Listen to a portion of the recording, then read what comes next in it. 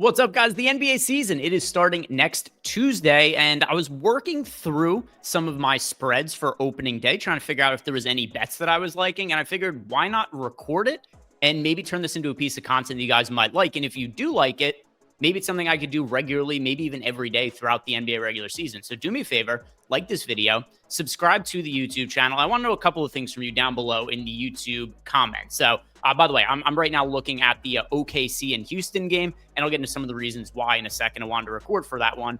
But since I'm going to be doing the OKC and Houston game, I want to know from you guys, what is your favorite bet from this game? Is there a bet that really stands out to you? And then also, as you're watching this video, if you have any kind of thoughts or comments for me in terms of, did you like this? Did you hate it? Do you want to see more of it? Is there something else you would like to see me do on these videos? Let me know that also down below in the YouTube description box, or YouTube comments, I should say, because I want to make this content for you. I want to do something fun that you guys will enjoy. So let me know below in the comments. And then also, if you want more bets and information for myself, head on over to tails.bet. It's totally free. Download the Tails app. If you guys followed my bankroll thread last year, I'm going to be hosting all of that over on Tails, and then other bets I post also, all 100% totally free over on Tails. So head on over to Tails, follow me, tails.bet, or download the Tails app.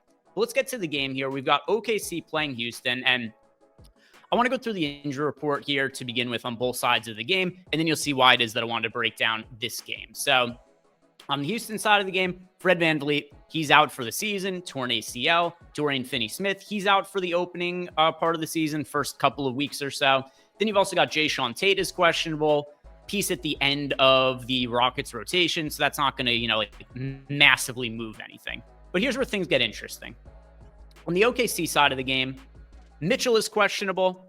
All right, whatever, end of the bench guy. I do think he's a solid young player, but with that said, there is so much depth on the OKC roster that he's individually not going to matter all that much.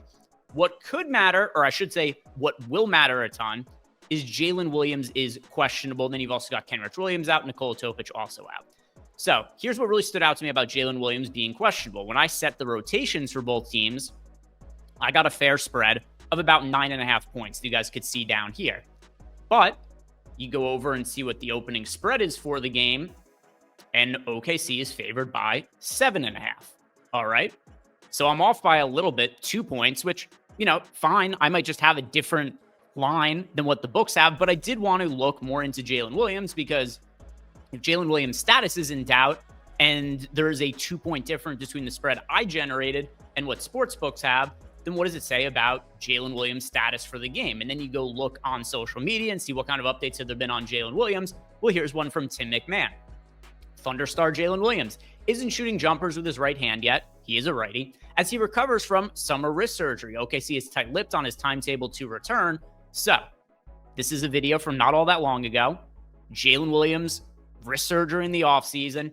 If he is not right now taking jump shots even with his right hand, it seems pretty unlikely to me that in just a few days' time, he's going to be good to go for opening day. So all this put together, and I take this to mean the most likely scenario is that Jalen Williams is going to be out for opening day, which is probably why the books have the spread at 7.5, and I right now have it at 9.5, because I initially set the projections assuming Jalen Williams would play, where the books are setting the line probably more towards Jalen Williams being out or more on the doubtful side. So what we are going to do here is we are going to take Jalen Williams out, and we're going to reallocate his 33 minutes and fill out the OKC rotation. So taking him out, and now we've got 33 minutes to fill with other guys. So one other thing I've pulled up here, this is a game that Jalen Williams missed towards the tail end of last season.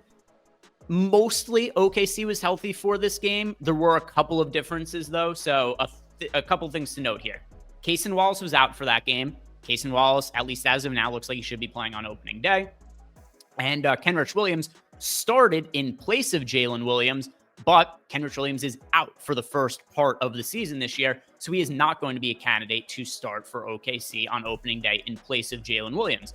So now we have to figure out who could potentially enter the starting lineup for OKC, and I think we've got a few options to look at here. There's Aaron Wiggins, we've got Cason Wallace, we've got Isaiah Joe. I would say those are the three guys who are most likely to end up starting. Now, with that said, OKC does all kinds of weird things with their starting lineups and rotations at time. So at this point, a few days out from the game, I'm kind of just making my best guess. But let's consider the matchup against the Houston Rockets, who without Fred VanVleet are going to be playing pretty big lineups throughout the regular season. Amen Thompson, Kevin Durant, Jabari Smith, Alperen Sengun. Those are probably 4 of your 5 starters, at least to open the season. Keep in mind, there's no Dorian Finney-Smith, so that would preclude him from starting on opening day. And then maybe Aaron Holiday starts, maybe Reed Shepherd starts. But what stands out the most to me, Thompson, Durant, Jabari Smith, Sengun. It doesn't even matter who the 5th starter is. That is a massive, massive lineup that Houston is going to play. So with that in mind, I think we're going to see OKC lean a little bit more towards the bigger side.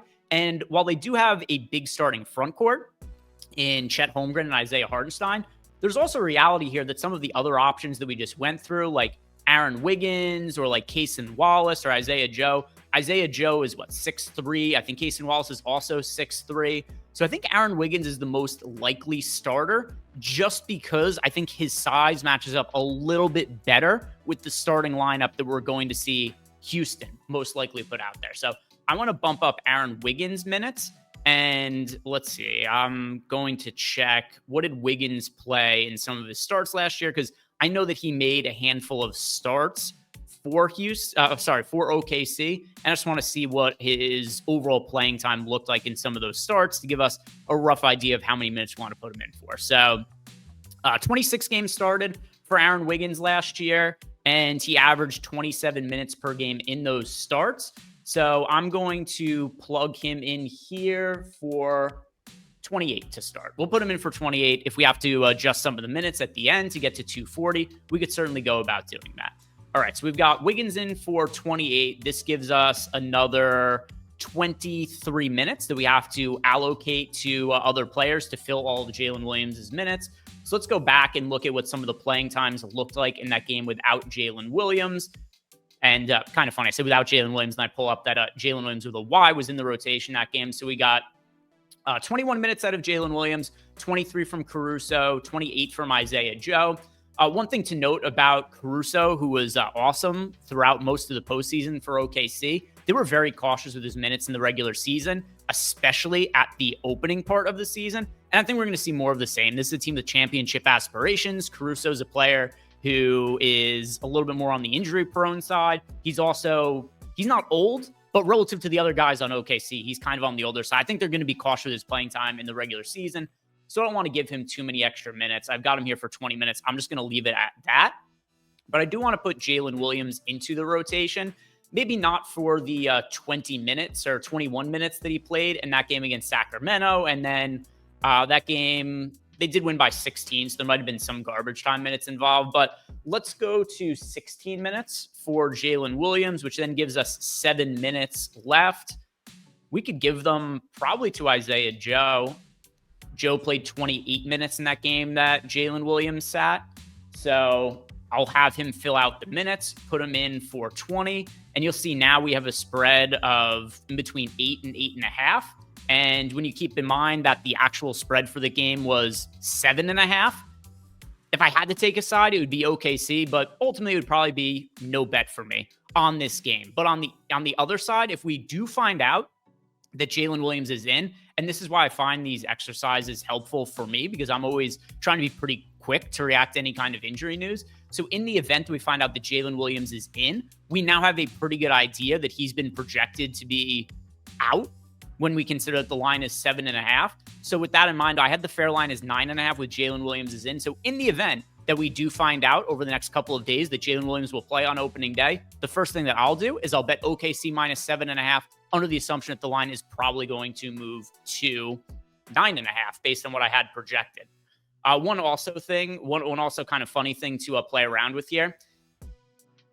Jeff Green is really, really bad, and I do think that he's probably the guy who would pick up the minutes in the event that Jae'Sean Tate doesn't play. And here's how bad Jeff Green is. If you just give the 10 minutes of Jae'Sean Tate to Jeff Green, that actually moves the spread by about 0.5 point in the favor of OKC. So that's how bad Jeff Green is.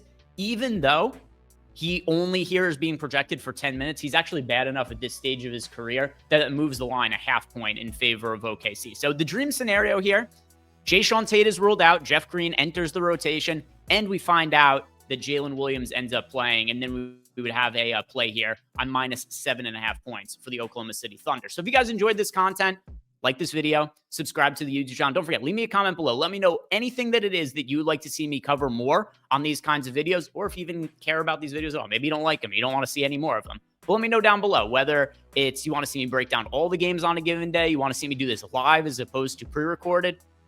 Just drop a message down below, and that'll give me a good idea. Thank you guys very much for watching, and let's have a great NBA season.